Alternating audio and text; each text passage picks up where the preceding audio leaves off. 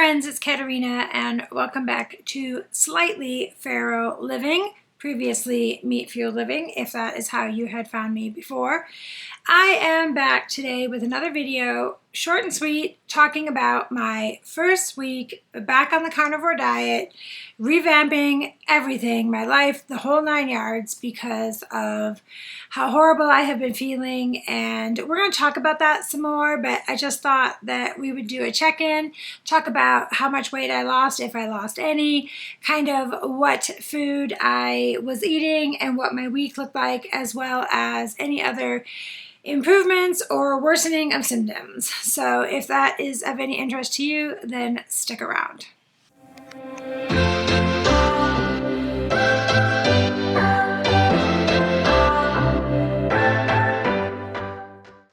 All right, friends, so it has been a full week of being on the carnivore diet after being on, falling off, being on again and falling off, and then totally going off and just absolutely feeling horrible again.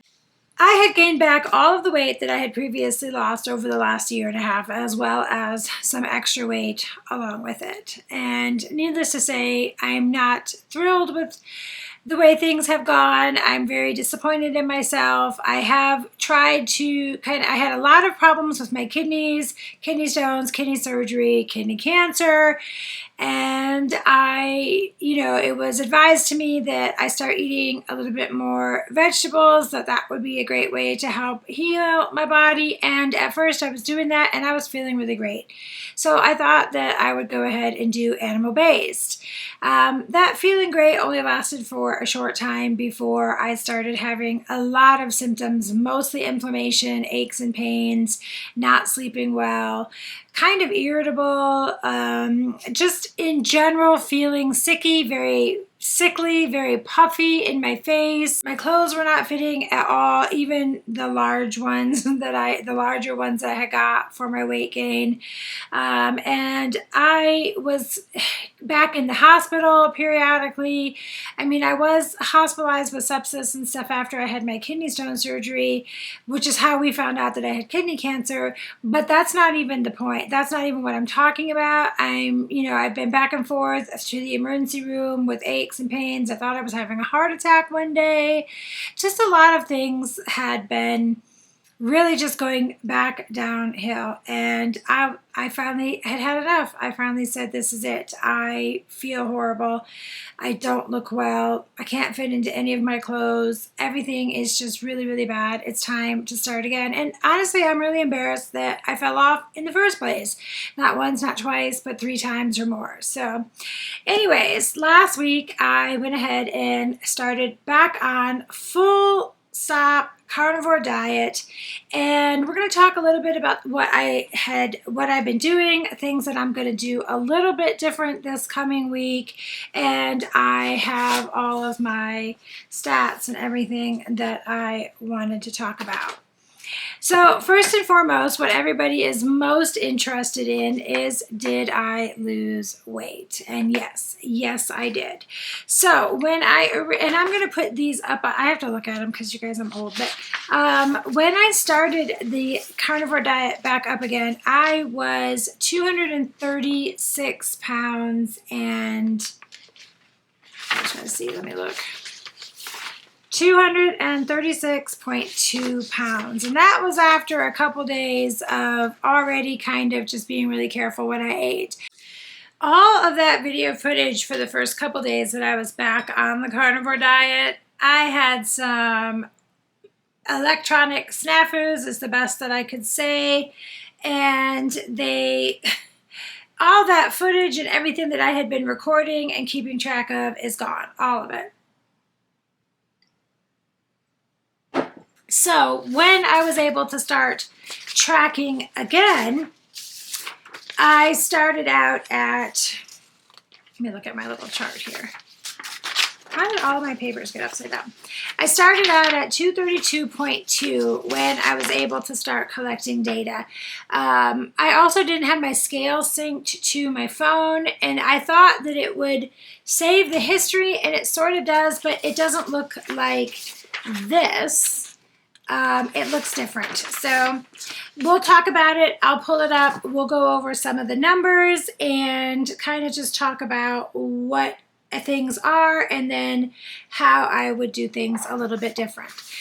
Okay, so on August 5th, I was 232.2, which puts me at a BMI of 37.5. My body fat percentage was 49.3 and my visceral fat was at 19. On August 6th, I actually went up to 33.6. I do think I know why that might have been.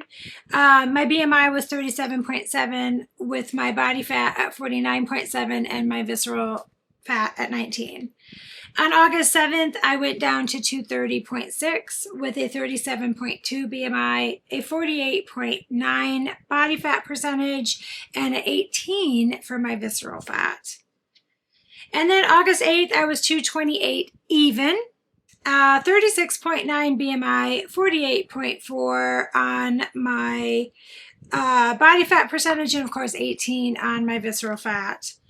And then August 9th, I went down to 227.8. I was, of course, 36.8 on my BMI, 48.3 on my body fat, and 18 again for my visceral fat. On the 10th of August, I was 228. I popped back up a little bit, 36.8 BMI, 48.2 body fat, which I think that might actually be wrong. I'm going to have to look at that. And then, of course, 18. Those might actually be switched. And then August 11th, 228.2. Again, a little increase, you guys. 36.8 on my BMI, 48.3 on my body fat percentage, and 18, again, for my visceral fat.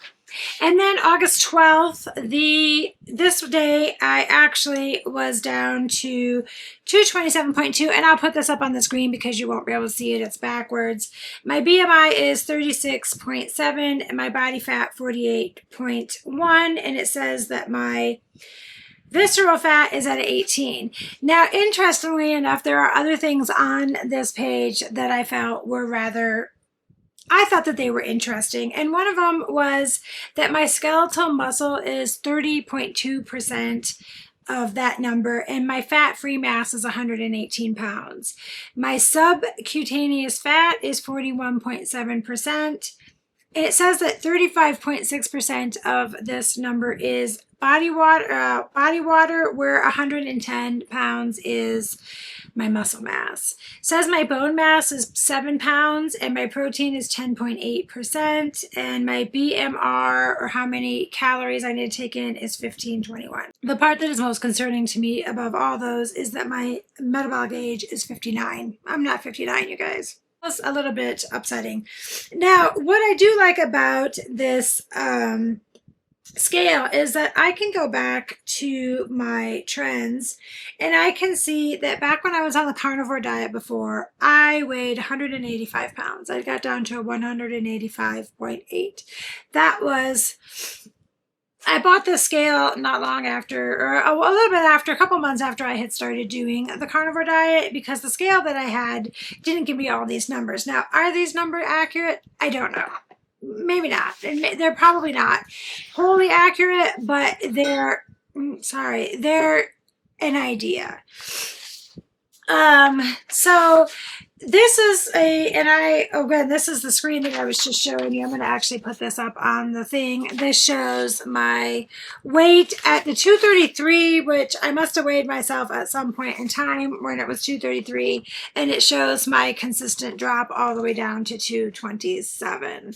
So did I lose weight? Yes, I did. Did I lose as much as a bunch of you had voted that I would out on my YouTube post?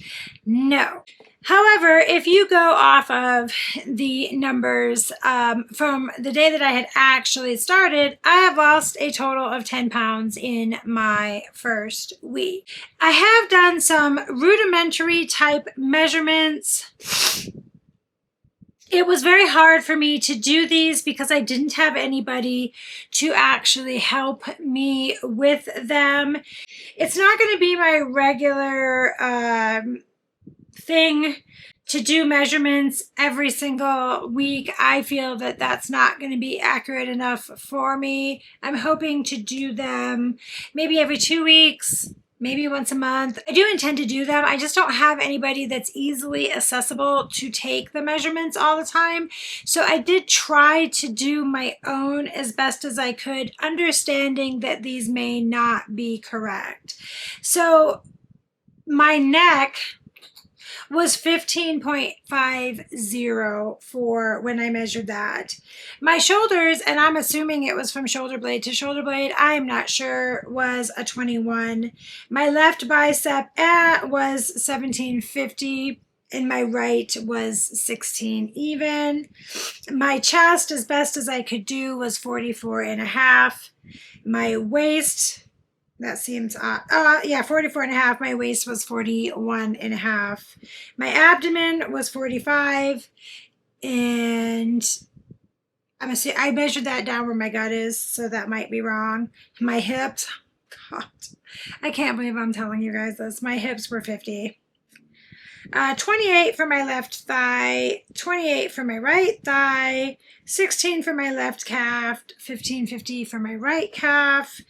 And then I didn't do any, and the hip to waist ratio was 0.83, whatever that means. So those were my measurements and everything that I was doing, that I did on that first week. And again, I took them myself. I did the best that I could. They're probably not accurate, but they're close enough. And like I said, I'm hugely embarrassed to be telling you that stuff. Also, I did put on, and I had filmed it, a continuous glucose, well, it's on here, you can't see under my sweatshirt, a continuous glucose monitor, not because I feel like I need them. I do have a Keto Mojo that actually helps me, and I do just fine with that. I generally don't track that, but I was very curious about something, and I ended up being right about it. I got these actually sent to me by Aura. Aura Ring now has a system where it monitors your glucose. I was very, very interested to see, let me see if I can actually look at maybe the trends. The day that I put it on, so I had to wait to put them on as well because I had an MRI with contrast for my kidney cancer, and then like a day later, I had to have a CTA of my head and neck because along with all of the other symptoms that I've been having, I've had a lot of very weird pain in the side of my neck, into my shoulder, causing really bad headaches.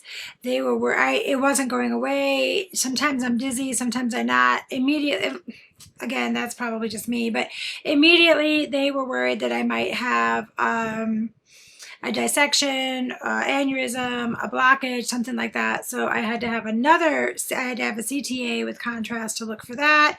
I just have a whole lot of issues with my spine and my cervical spine and neuropathy and other things. It luckily turned out that it wasn't any of those things, although they did say that if it was anything under a certain millimeter, they couldn't see it. But I'm still here. Things are still okay. So I'm guessing that that is in fact correct.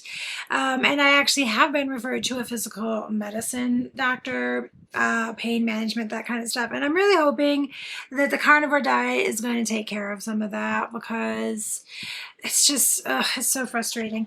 I'm going to put my glasses on. I don't want to necessarily wear them because they are getting a big glare, but in order for me to see better on this, what I really like about this Aura glucose monitor is you can take pictures of your food.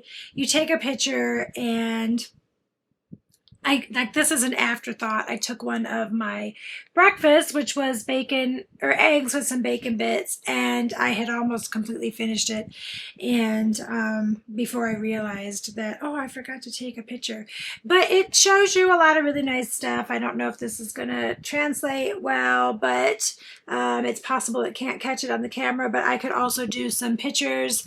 It tracks your, you know what a continuous glucose monitor is. It tracks your glucose. I was very curious. I was very, very curious. I have been staying 100% in my target range. The first day that I put it on, I was not. I've been actually staying very, very low. I did just eat a little bit ago, so my glucose is a little bit high. It does raise in the morning as well.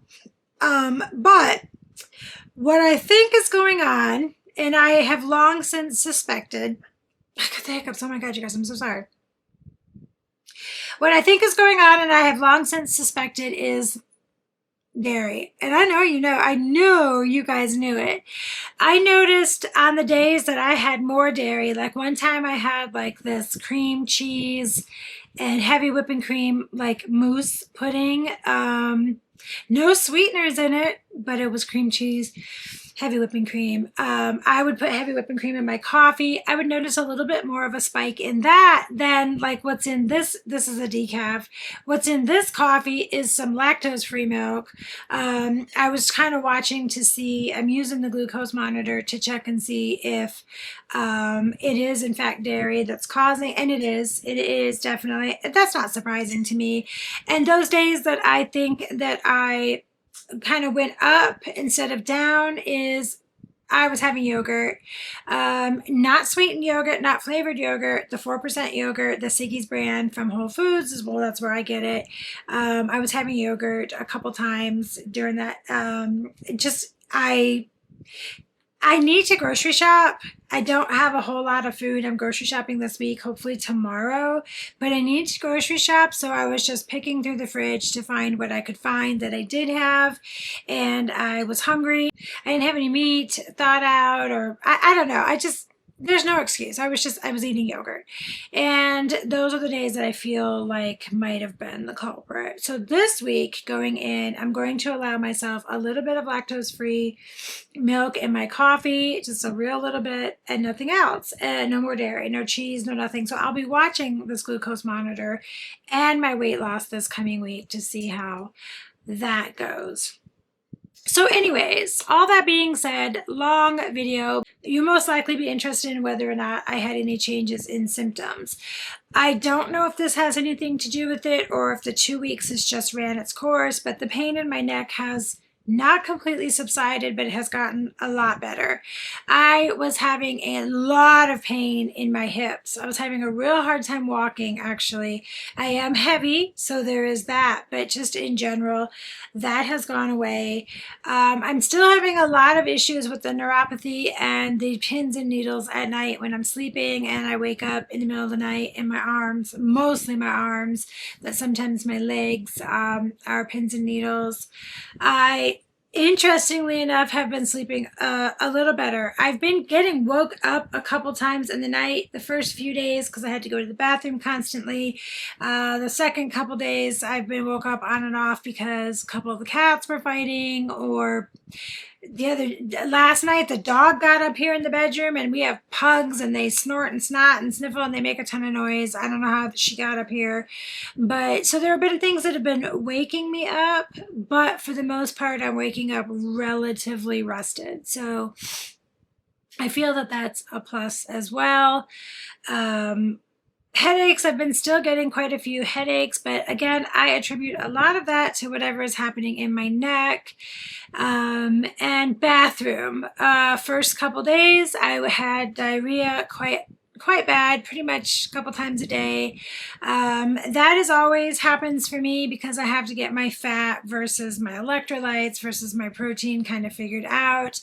That went away, and now I haven't actually gone to the bathroom for the last couple days. I don't feel bloated. I don't feel uncomfortable.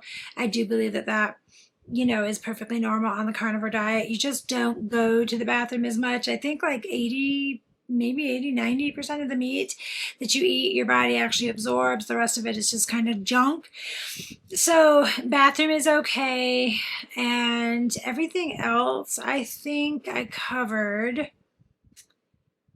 I keep saying I don't want to make these really, really long, but I know they end up being long because I yap so much. Tomorrow, I'm hoping to make a trip to Costco. It is that time. My boys are getting ready to start school as well. Things are going to calm down here in the house quite a bit, so I'm hoping. I do have a fair amount of footage of what I ate in a day. I lost a lot of it with my camera equipment mess up, but I do have some of those if people are interested in seeing what I've been eating while I've been back on. I think my biggest struggle for me is making sure that I'm eating enough. I'm eating enough and I'm getting enough fat in. Sometimes, right now, like the other day, I didn't eat until 2 o'clock in the afternoon.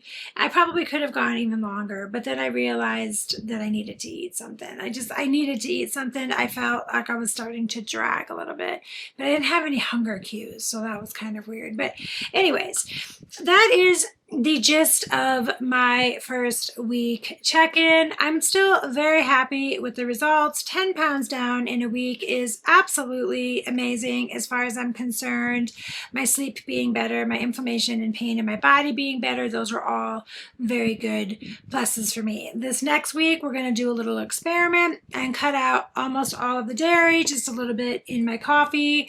We're going to see if that makes a difference, and then at the end of that week, I may be getting rid of that as well. So that's it. I don't have a whole lot more to say. Again, sorry I couldn't do a little bit better with the measurements, but hang in there. They're coming. Thank you so much for tuning in. Thank you for being here on my journey. If you haven't subscribed, I'd love it if you would. That would help my channel out a great deal. Like, comment, share, you know the deal, all that stuff. And until we talk again, I hope you have a wonderful rest of your day and stay viral, you guys.